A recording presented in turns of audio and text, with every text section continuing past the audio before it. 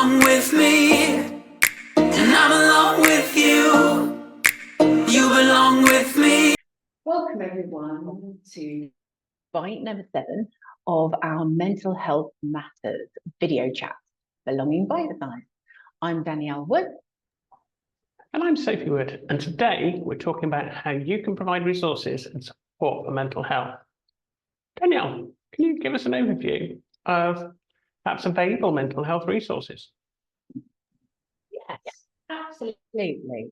There are several types of mental health resources available to employees. So, where to start? How about options like counselling services? These are often available through your doctor or private medical insurance, and they can be both in person and online. There are also mental health hotlines available. You can find self-help, I keep getting that wrong. Self-help books, apps Well said. that can adapt to give you tailored support. And on the topic of support, you can also look at support groups because they can be very, very helpful as well. And one of the important things I think to say is that any educational materials about mental health that you can provide, whether you do it physically or on your intranet, they should be easily available. And if you put them somewhere like your internet, then they can be kept up to date more easily as well. And also, many organisations offer employee assistance programs or EAPs, which provide confidential counselling and support services. And I know that, myself in the past, I've taken advantage of 6 free sessions, which was incredibly helpful to me at the time. Well, thanks, Danielle. That's a great overview. I think promoting and providing access to these resources can make a real difference to people. And it's really important that employers should ensure that employees know what resources are available and how to access them.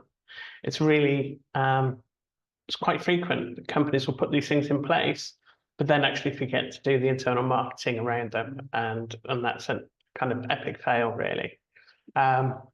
But we can do this through regular communications, such as emails, newsletters, posters put up in common areas. And it's also helpful to have a dedicated section on the company's intranet or their website with information about all the mental health resources and support that's available, including, and this is really important, if you've got mental health champions, or even better, mental health first aiders. Definitely. Yes, I agree. Making these resources easily accessible and shouting about them is top priority.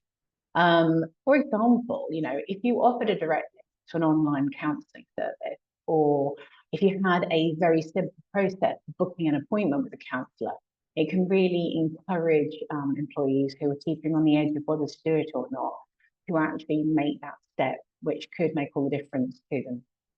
So another thing you can do is provide training sessions and workshops on how these resources can also be beneficial to them.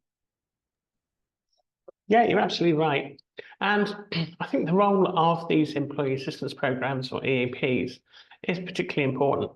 So these EAPs, they offer a range of services, including self-help training modules. They include counselling, legal advice, and even financial guidance. And they're confidential as well, and they can be a great first step for employees who need support. So employers should actively promote their EAP and remind their employees all the time that it's available to them, and sometimes even their families. Yes. That's something which I don't think a lot of people know, that not only are they available to them, but available to their families as well, which means if they're struggling in that area, that can also be very advantageous. I know that I've mentioned I took advantage of 6 free sessions via one of these in the past, and it was when I was dealing with the loss of my mother. And it really helped me to work through my feelings and start to get to grips with moving on through that change and that loss. So I would definitely personally recommend taking advantage. Whilst all these resources are available, it's also important that we actively encourage people to take advantage of them without experiencing any stigma. We've talked about stigma before, and one way to do this is by normalising the conversation. And managers and leaders can really take the lead on this. If they share their own experiences or their stories of how they've used the resources, they can then create a culture where it's okay to ask for help, and that's key. Yeah, you're absolutely right, Danielle. I think reducing stigma involves a pretty continuous effort.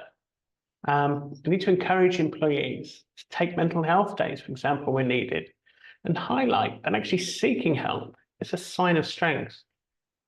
I mean, use positive language and celebrate those who take proactive steps to manage their mental health and create these role models within the company. So to recap, providing resources and support for mental health involves making sure employees are aware of and can easily access these resources. Effectively promoting employee assistance programs and encouraging a stigma-free environment. And by doing this, employers can create a supportive workplace where mental health is actually prioritised. Thanks, Sophie. And I think that's a great place to wrap it up for today. So in our next session, we'll discuss the importance of a mental health training and education in the workplace. So until our next session, I would just like to remind you that you can, of course, pop your comments and questions in the post. If you prefer, you can DM us or email us at our email address, which is along the bottom of the screen. It's hello@belongingbase.com. I keep getting that wrong. And if you want to find out more about us, you can visit our website, which is also along the bottom screen, and that's www.belongingbase.com. So thank you for coming, and until next time, goodbye. Goodbye. To answer for, 'cause you belong with me.